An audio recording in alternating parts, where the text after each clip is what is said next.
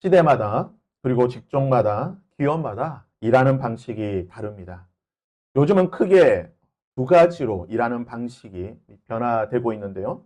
첫 번째는 MZ 세대가 등장하면서 좀 새로운 방식의 일하는 그런 방식들이 등장했습니다. MZ 직장인들 사이에 쓰이는 이 세 가지요, 3요가 있습니다. 이걸요, 제가요, 왜요? 자신이 받은 그 업무의 내용과 목적에 대한 설명을 요구하는 이걸요 라고 하는 질문을 하게 됩니다. 많은 직원들 중에 왜 이 업무를 내가 해야 되는가? 그래서 제가요 라고 하는 이야기를 하게 되는 것이죠. 그리고 이 업무를 해야 되는 이유와 그리고 이것에 대한 여러 가지 기대 효과, 그러한 설명을 요구하는 왜요. 그러다 보니까 기성세대가 MZ세대와 일하기가 참 힘든 것 같습니다. 그래서 MZ세대는요, 요즘 일할 때 보면 귀에 블루투스 이어폰을 끼고 일한다고 하죠. 또 9시 업무가 시작되면 보통은 뭐 10분 전 또는 늦어도 5분 전에 나가게 되는데 이 MZ세대들은 정확하게 9시에 딱 맞춰서 출근하고 바로 일을 시작한다고 합니다. 그리고 퇴근도 정확하게 6시에 퇴근을 하고 회식도 잘 하지 않고 대면에서 회의하기보다는 뭐 카톡이나 또는 메신저나 줌을 통해서 비대면 회의를 선호하는 정말 어떻게 보면 일하는 방식이 기존의 세대와는 전혀 다른 방식으로 일을 하고 있습니다. 또 다른 변화는요, AI의 등장으로 인한 변화가 있습니다. 이제는 업무에 AI를 활용하지 않고는 일을 할 수 없는 시대가 되었습니다. 불과 1, 2년 만에 정말 급격한 변화라고 볼 수가 있는데요. AI 시대에는 단순 반복적인 그러한 작업들이 이제 자동화가 되고 실무자는 AI가 했던 이 작업한 내용들을 검토하고 그리고 판단하고 결정하는 일을 하게 되는 것입니다. 그래서 AI로 선실행하고 일을 하기 전에 AI에게 먼저 일을 맡기고 또 여러 가지 것들을 시키고 그리고 인간은 이제 후에 검토하는 그러한 일의 방식이 되었다는 것이죠. 그러다 보니까 이제 의사 결정하는 속도가 굉장히 빨라졌습니다. 빨리빨리 결정을 해야 되는 것이죠. 그리고 조직 내에서 이러한 정보들을 공유하는 것이 더 중요한 시대가 되었습니다. 그래서 오늘날 시대에 이런 일하는 방식들이 참 빠르게 변화되고 있구나라고 하는 것을 느끼게 됩니다. 이처럼 시대에 따라, 세대에 따라, 기술 발전에 따라 우리가 일하는 방식은 항상 변해 왔습니다. 하지만 하나님은 그 일하시는 방식이 변하지 않습니다. 어제나 오늘이나 영원토록 동일하신 하나님께서는 아담 때에 일하신 방식이나 다윗 때 일했던 방식, 그리고 예수 그리스도의 당시에 일했던 방식, 그리고 오늘 우리에게 일하는 방식이 똑같다는 것입니다. 그렇다면 모든 시대 동일한 방식으로 일하시는 그 하나님의 일하는 방식이 무엇입니까? 하나님은 언제나 사람을 통해 일하신다는 것입니다. 북중미 월드컵 이제 32강이 끝나고 이제 16강이 시작이 되고 있습니다. 참 어제 경기도 너무 재밌게 제가 보긴 했는데요. 우리나라는 뭐 안타깝게도 뭐 조별 예선에 탈락을 했습니다. 월드컵 경기를 보면서 참 많은 사람들이 정말 답답했죠. 소리도 치고 뭐 TV 보면서 들리진 않겠지만 뭐 소리치고 화를 내기도 했습니다. 그러면서 이렇게 많은 사람들이 이런 얘기를 하죠. 내가 너보다 잘 뛰겠다. 내가 해도 너보다 잘하겠다. 내가 홍명보 감독보다 더 작전을 잘하겠다라고 하는 이런 이야기들을 많이 하게 됩니다. 그런데요, 이런 뭐 국민들의 또는 응원하는 사람들의 이런 말을 들었던 어떤 선수가 정말 유명한 말을 남긴 적이 있습니다. 무슨 말일까요? 답답하면 네가 뛰던가.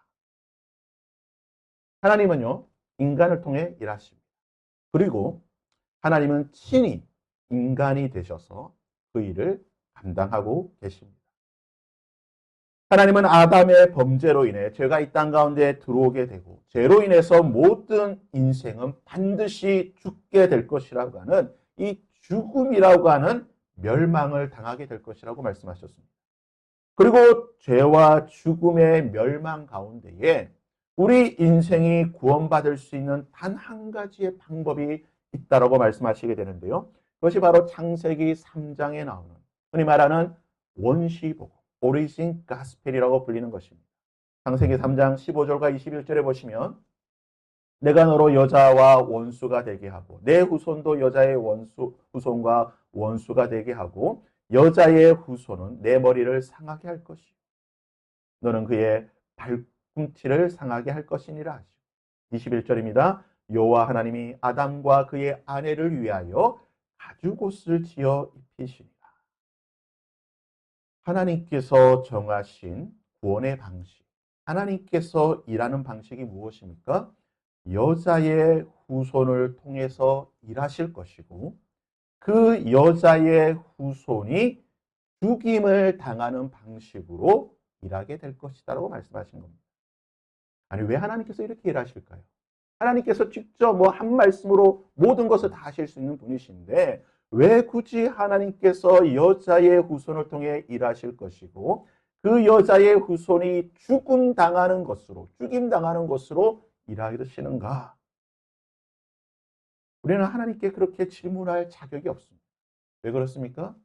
하나님은 창조주시기 때문인 것입니다. 하나님 스스로 그렇게 그러한 방식으로 일하기로 작정하셨다는 것입니다.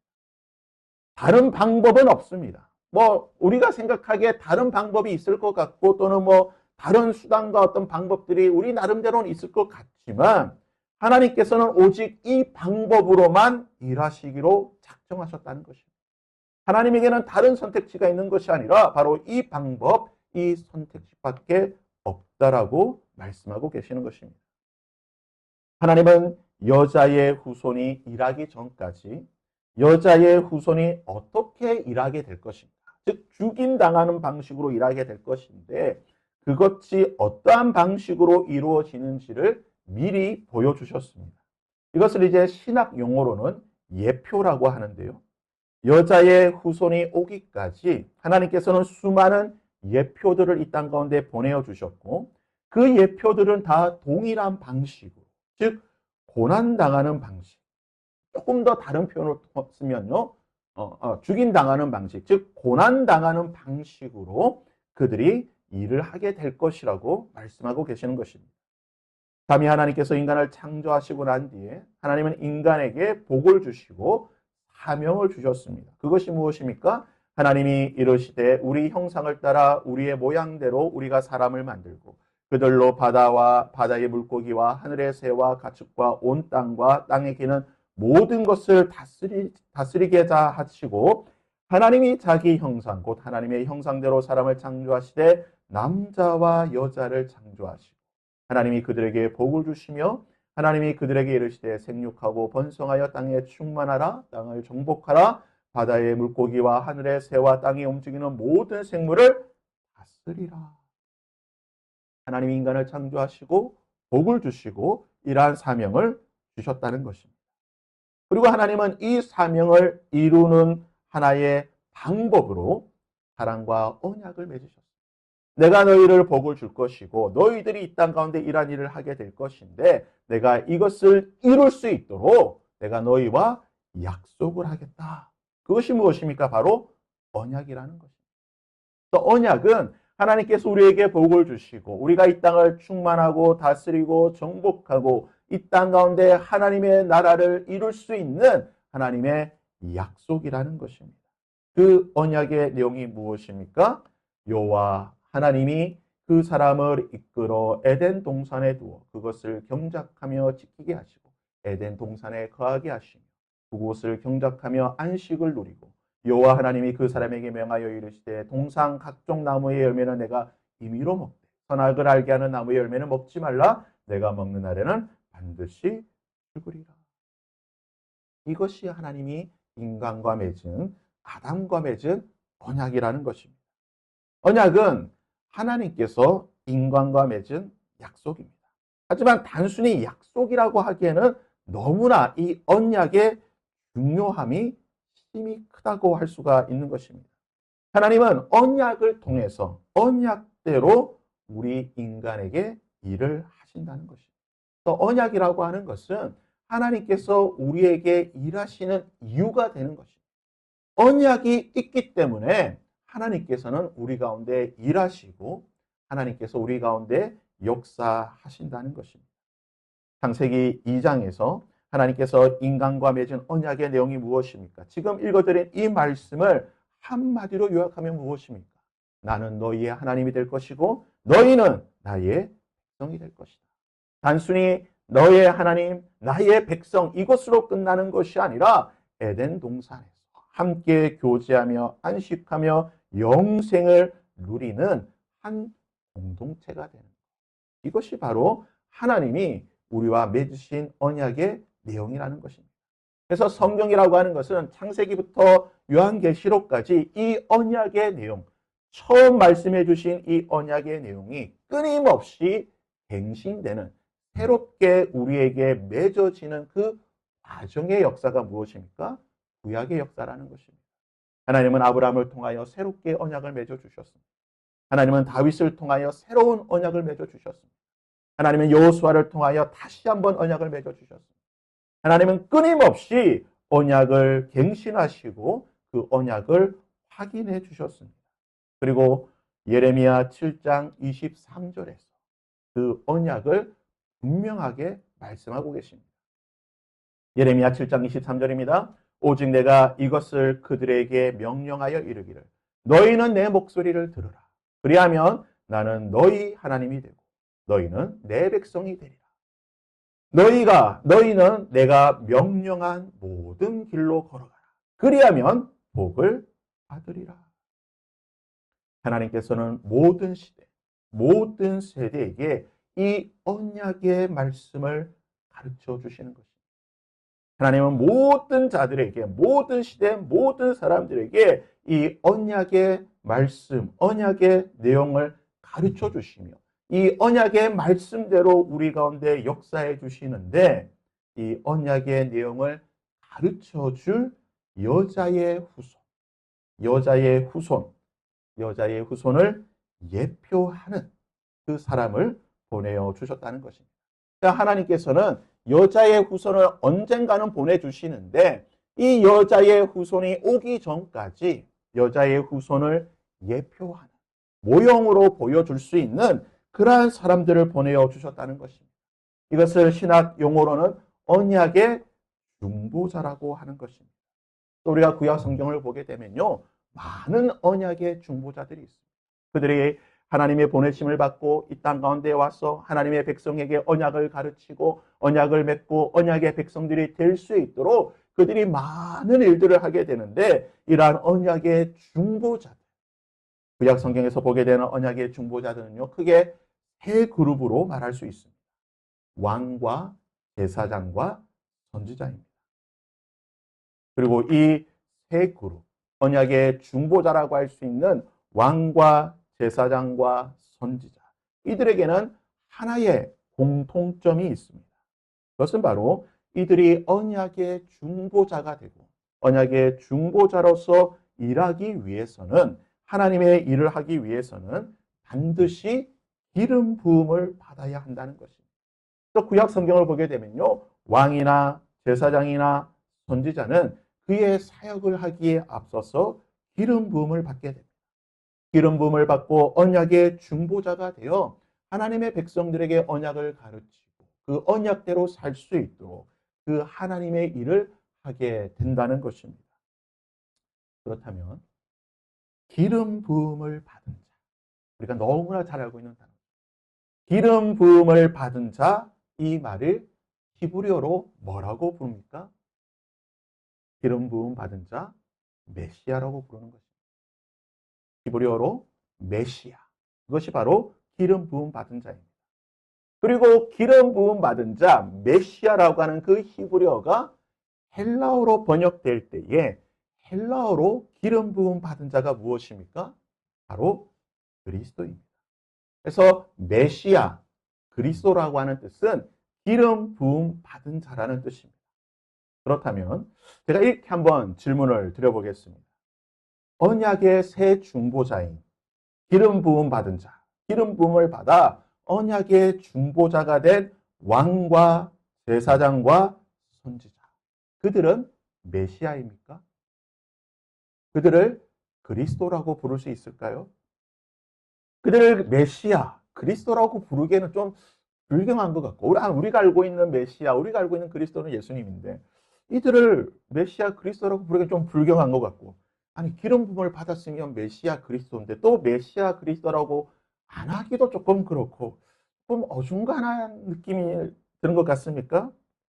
우리가 지금까지 살펴본 이 논리대로 본다라고 한다면, 언약의 새 중보자인 왕과 제사장과 선지자는 그 시대에 하나님께 기름 부음을 받은 메시아 그리스도의 사역을 감당하는 자들입니다. 그런데 중요한 것은 이들은 모형이라는 것입니다. 이들은 참된 메시아가 아닙니다. 진짜 그리스도가 아닙니다. 참된 메시아, 진짜 그리스도인 여자의 후손을 예표하는, 보여주는 모형 그림자일 뿐입니다. 그들이 비록 기름 부음을 받아 메시아 그리스도의 사역은 하였지만 그들은 참된 메시아 그리스도가 아니라는 것입니다. 예수님께서 부활하시고 난 뒤에 막달라 마리아를 비롯한 여러 여인들에게 예수님은 부활하신 것을 보여주셨습니다. 하지만 제자들은 이 여자의 말을 믿지 못했습니다. 어떻게 예수님이 부활하셨는가라고 믿지 않았을 때에 베드로가 빈 무덤을 보고 오게 됩니다. 이런 여러 가지 소동이 있었습니다. 예루살렘에 예수가 부활했다, 아니다, 거짓말이다, 이런 여러 소동이 있을 때에 두 사람이, 성경에 보면 이제 두 제자라고 표현이 되어 있는데요. 두 사람이 예루살렘에서 엠마오로 가게 됩니다. 그들이 길을 걸어갈 때에 그들이 했던 말이 무엇입니까? 예수님에 관한 모든 일을, 예수님에게 일어났던 모든 일에 대해서 그들이 서로 이야기하면서 엠마오로 걸어가게 됩니다. 예수님에 관해서 이야기하고 걸어가던 이 두 사람에게 예수님께서 나타나셨습니다. 그리고 부활하신 예수님께서 그들과 함께 걸어가는데요. 이들이 부활하신 예수님을 알아보지 못합니다. 부활하신 예수님을 곁에 두고 이 두 명이 걸어가면서 예수님에 대해서 막 이야기를 하는 것입니다. 그 이야기가 무엇입니까? 누가복음에 이렇게 표현하고 있습니다. 이르시되 무슨 일이냐? 이르되 나사렛 예수의 일이니 그는 하나님과 모든 백성 앞에서 말과 일에 능하신 선지자이거늘 우리 대제사장들과 관리들이 사형 판결에 넘겨주어 십자가에 못 박았느니라. 예수님의 십자가의 죽음에 대해서 이야기를 했던 것입니다. 이들의 이야기를 들었던 예수님께서 무엇이라고 이들에게 대답을 하시느냐? 이르시되 미련하고 선지자들이 말한 모든 것을 마음에 더디 믿는 자들이요. 그리스도가 기름 부음 받은 자가 이런 고난을 받고 자기의 영광에, 하나님의 영광에 들어가야 할 것이 아니냐 하시고, 이에 모세와 모든 선지자들의 글로 시작하여 모든 성경에 쓴 바 자기에 관한 것을 자세히 설명하시니라. 하나님께서 말씀하신 기름 부음 받은 자 그리스도, 왕과 제사장과 선지자들, 그들이 일하는 방식이 무엇입니까? 그리스도가 고난을 받고 고난을 받는 것입니다. 기름 부음 받은 자 그리스도 메시아는 고난을 받고 고난을 받음으로 통해 자기의 영광에 들어가게 되는 것입니다. 하나님의 영광을 이루고 하나님의 사역을 성취하는 언약의 완성을 이루는, 하나님이 그들의 하나님이 되고 그들은 하나님의 백성이 되고 하나님과 함께 안식을 누리며 하나님의 공동체가 되는 하나님의 일을 성취하게 되는 것입니다. 모든 경우를 다 살펴보기에는 좀 우리가 시간이 부족한 것 같고요. 왕을 대표하는 다윗, 그리고 제사장, 물론 모세는 어떻게 보면 왕과 제사장과 선지자의 모든 것을 대표하지만 특별히 이제 제사장이라고 한정해서 제사장을 대표한다고 할 수 있는 모세, 그리고 선지자를 대표하는 엘리야, 이들이 어떠한 고난을 받았는가, 어떻게 그들이 메시아의 사역을 감당했는가를 잠시 살펴보도록 하겠습니다. 다윗은요, 자기 시대에 기름 부음을 받은 왕이 되었습니다. 기름 부음 받은 왕 메시아로서 그의 사역을 했다는 것입니다. 다윗은 10대에 기름 부음을 받고 하나님의 부르심을 받은 메시아의 사역을 시작하게 됩니다. 기름 부음을 받고 난 뒤에 다윗의 인생이 어떻습니까? 그가 탄탄대로를 걸어가며 성공의 시대를 열었습니까? 그렇지 않습니다. 우리가 잘 알고 있듯이요. 다윗은 기름 부음을 받고 난 뒤에 메시아의 사역을 시작하면서 고난의 길을 걸어갔던 사람입니다. 다윗은 골리앗을 죽인 뒤에 칭찬과 명성을 얻는 대신 사울로부터 말할 수 없는 죽음의 고난을 당했습니다. 십수년 동안 죽을 고비를 넘겨가며 엄청난 고난의 삶을 살았습니다. 다윗은 3번 기름 부음을 받고 마침내 이스라엘의 왕이 되었습니다. 왕이 되고 난 뒤에 다윗의 삶이 어떻습니까? 왕이 되었지만 다윗은 끊임없이 계속해서 고난을 당했습니다. 다윗은 예표 그림자이기에 그가 받은 모든 고난이 전적으로 그리스도가 받는 고난과 똑같은가? 여자의 후손이 받는 고난과 똑같은가? 그렇지는 않습니다. 그는 그림자이기에 어떤 경우에 그의 고난은 그의 잘못과 실수로 인한 고난이었습니다. 하지만 많은 고난이 그가 전혀 당할 이유가 없음에도 불구하고 단지 그가 기름 부음을 받았다는 이유만으로 메시아라고 하는 그 이유만으로 당하는 고난이었다는 것입니다. 그리고 그 고난을 통해 다윗은 마침내 하나님의 영광, 하나님의 일을 이루게 되는 것입니다. 언약의 중보자로서 다윗을 통해 하나님은 이스라엘 백성들에게 하나님의 언약의 말씀을 가르치시고 그들이 하나님의 백성이 될 수 있는 언약의 백성이 되는 하나님의 일을 이루셨다는 것입니다. 모세는 예수 그리스도를 가장 많이 예표하는 사람인데요. 특별히 그가 제사장으로서 어떻게 하나님의 그 일을 성취를 이루었는가. 성경을 보게 되면요. 모세는 명시적으로 기름 부음을 받지는 않았습니다. 하지만 모세는 호렙산에서 불타는 떨기나무 가운데 자신을 부르시는 하나님께 기름 부음을 받게 되는 것입니다. 제사장으로 선지자로 왕으로의 부르심을 받게 됩니다. 그는 직접 그의 머리에 기름 부음을 받지 않았지만 자신이 살고 있던 그 시대에 메시아로서의 사역을 감당하며 살았던 것입니다. 기름 부음 받은 메시아로서의 사역을 했던 모세의 사역이 어떻습니까? 광야 40년 모세의 사역은 고난의 40년이었습니다. 출애굽한 뒤 이스라엘 백성들은요 무려 10번이나 하나님을 거역하고 모세를 배신하였습니다. 심지어 그들은 모세를 돌로 쳐 죽이고자 하였습니다. 이스라엘은 틈만 나면 모세에 대해 원망하고 불평했습니다. 이 고난이 얼마나 극심했는지요. 민수기 11장에 보시면 모세가 이렇게 말하고 있습니다. 모세가 여호와께 여짜오되 어찌하여 주께서 종을 괴롭게 하시나이까? 어찌하여 내가 주의 목전에서 은혜를 입게 아니하시고 이 모든 백성을 내게 맡기사 내가 그 짐을 지게 하시나이까? 이 모든 백성을 내가 배웠나이까? 내가 그들을 낳았나이까? 어찌 주께서 내게 양육하는 아버지가 젖 먹는 아이를 품듯 그들을 품에 품고 주께서 그들의 열조에게 맹세하신 땅으로 가라 하시나이까? 여러분 모세의 고난이 느껴지십니까? 얼마나 고난이 심한지 하나님께 이렇게 말합니다. 어찌하여 나를 이렇게 괴롭게 하십니까? 내가 저 사람들을 낳았습니까? 내가 낳은 사람도 아닌데 하나님 어찌 이런 고난을 내게 주십니까? 내가 이 짐을 감당할 수 없습니다. 하지만 모세는 이 고난을 통해 하나님의 영광을 이루게 되는 것입니다. 하나님의 일을 성취하였습니다. 언약의 중보자로서 그는 이스라엘 백성들에게 하나님의 언약을 가르치고 그들이 하나님의 언약의 백성이 될 수 있도록 그 길을 열어주었던 사람이라는 것입니다. 마지막으로 엘리야를 한번 살펴볼까요? 엘리야는 구약에 나오는 모든 선지자를 대표하는 사람입니다. 변화산에서 모세와 함께 나타나서 문득 두 사람이 예수와 함께 말하니 이는 모세와 엘리야라. 영광 중에 나타나 장차 예수께서 예루살렘에서 별세할 것을 말했어요. 그는 예수님의 고난에 대해서 알려주었던 사람입니다. 엘리야 역시 명시적으로 선지자로 기름 부음을 받았다는 기록은 없습니다. 그가 처음 등장하는 것은 열왕기상 17장인데요. 길앗에 우거하는 자 중에 디셉 사람 엘리야가 아합에게 말하되 내가 섬기는 이스라엘 하나님 여호와께서 살아계심을 두고 맹세하노니 여호와의 말씀이 엘리야에게 임하여 이르시되 그는 모세처럼 하나님께 직접적으로 기름 부음을 받지 않았으나 사람들에게 기름 부음을 받지 않았으나 하나님이 그를 직접 선지자로 부르시고 사용하셨습니다. 엘리야는 대략 한 20년 정도 또는 25년 정도 사역을 했다고 생각되는데요. 그는 자신이 살았던 그 시대에 기름 부음 받은 메시아로서의 사역을 시작했다는 것입니다. 열왕기상 17장부터 열왕기하 2장까지 엘리야의 이 사역들을 보게 되면요. 그 역시 무수히 많은 고난 가운데에 사역했던 것을 보게 됩니다.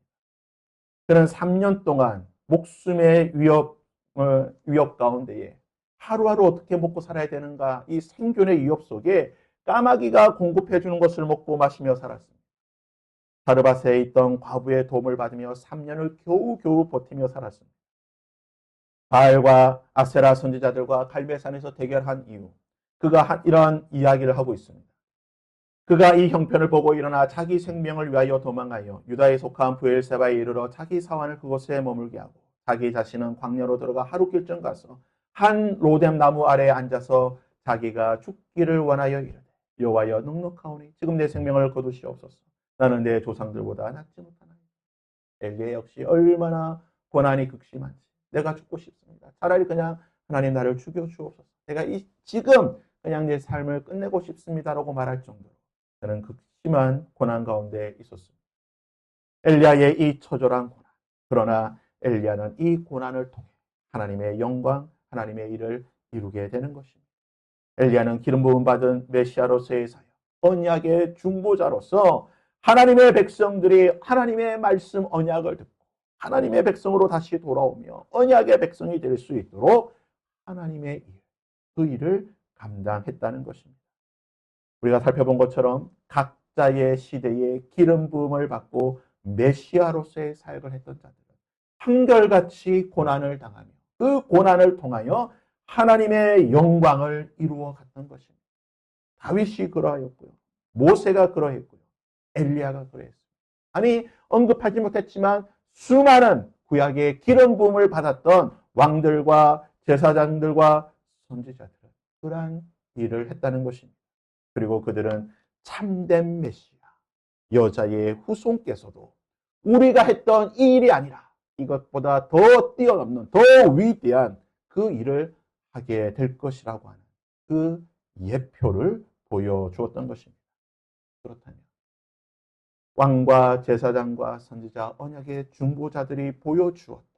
그 여자의 후손, 메시아, 참된 그리스도가 왕과 제사장과 선지자로서 언약의 중보자의 사역을 성취하게 될 것입니다. 그렇다면 이 여자의 후손이 누구입니까? 성경은 왕과 제사장과 선지자로서 여자의 후손으로서 언약의 중보자로서 하나님의 일을 이루신 분이 예수님이라고 분명히 말하고 있습니다. 요한복음입니다. 그 사람들이 예수께서 행하신 이 표적을 보고 말하되 이는 참으로 세상에 오실 그 선지자라. 예수를 바라보며 세상의 모든 자들이 예수는 참으로 이 땅에 오실 선지자라고 말하였습니다. 또한 예수님께서는 빌라도 앞에서 신문받으며 고난당하실 때에 빌라도가 이르되 그러면 네가 왕이냐? 예수께서 대답하시되 네 말과 같이 내가 왕이다. 내가 이를 위하여 태어났으며 이를 위하여 세상에 왔다라고 말씀하고 계십니다. 또한 히브리서는 이렇게 우리 예수님에 대해 말하고 있습니다. 그러므로 우리에게 큰 대제사장이 계시니 승천하시니 곧 하나님의 아들 예수시라. 예수 그리스도. 그분은 그 이름대로 하나님의 기름 부음 받은 메시아이십니다.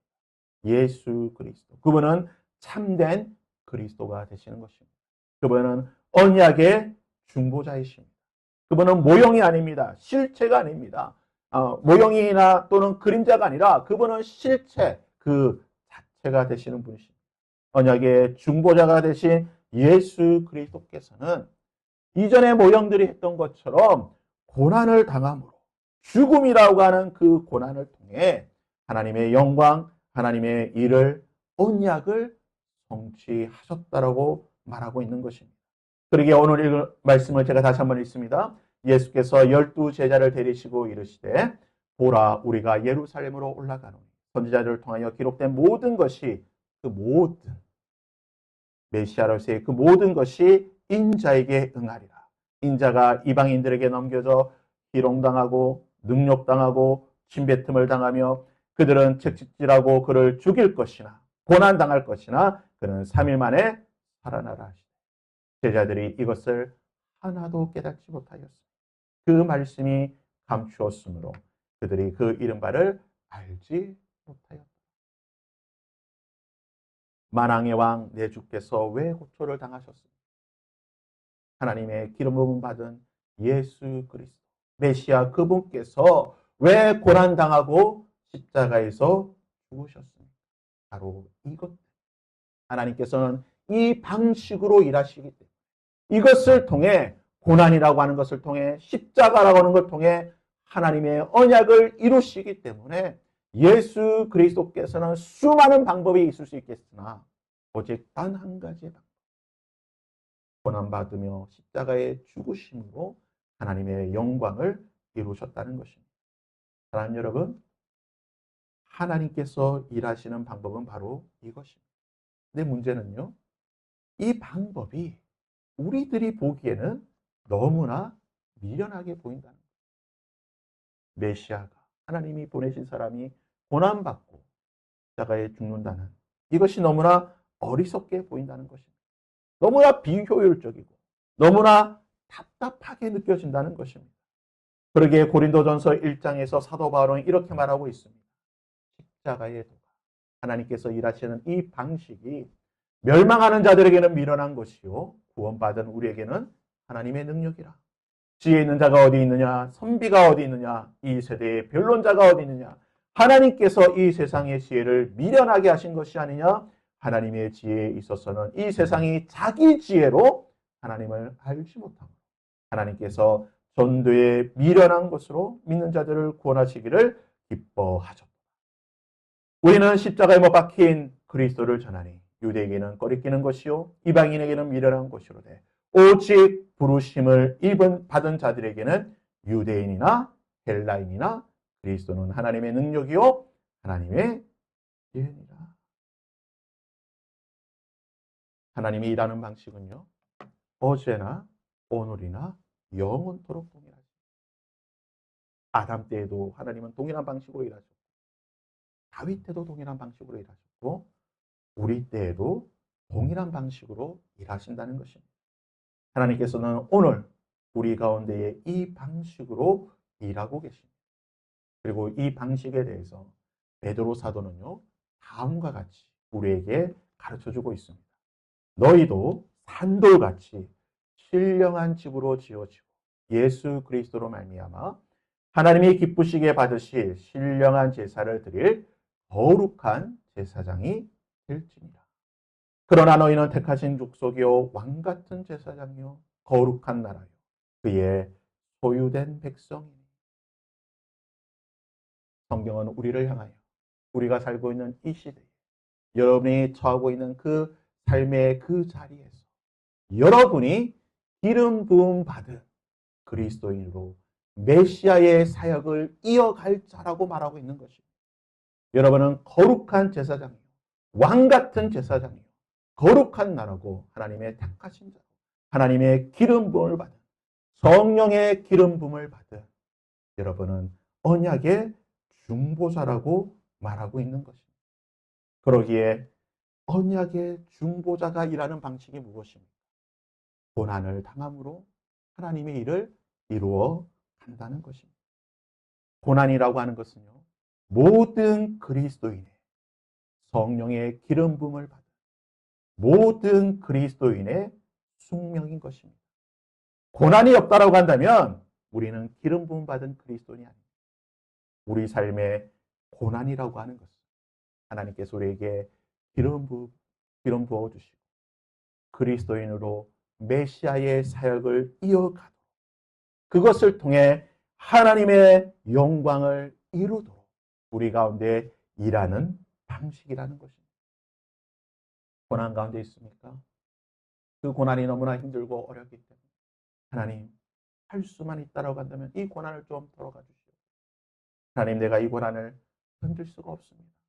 마치 모세처럼 그리고 엘리야처럼 다윗이 시편에서 노래했던 그 수많은 노래처럼 여러분 주야로 이 고난으로 인하여 주 앞에 나아가며 힘들어하고 계십니다. 그러나 기억하시기를 바랍니다. 우리가 당하고 있는 이 고난은 하나님께서 일하는 방식입니다. 이 고난을 통해 하나님은 하나님의 일을 이루어 가신다는 것입니다. 하나님의 영광을 이루어 가시는 것입니다. 하나님의 언약을 성취할 것입니다. 나의 고난을 통해 하나님의 언약, 너희는 내 백성이 되고 나는 너희의 하나님이 되고 우리는 한 공동체로 하나님이 주시는 언약 가운데 거할 수 있는 그 안식 가운데 거하게 되는 이 언약이 우리의 고난을 통해 성취가 될 것입니다. 고난 가운데 계신 예수 그리스도를 바라보십시오. 그리고 오늘 우리가 예수 그리스도의 남은 고난을 감당하여 그의 사역을, 그의 하나님의 영광을 이루는 이 귀한 사역을 이루어 갈 수 있는 저와 여러분이 될 수 있기를 주님의 이름으로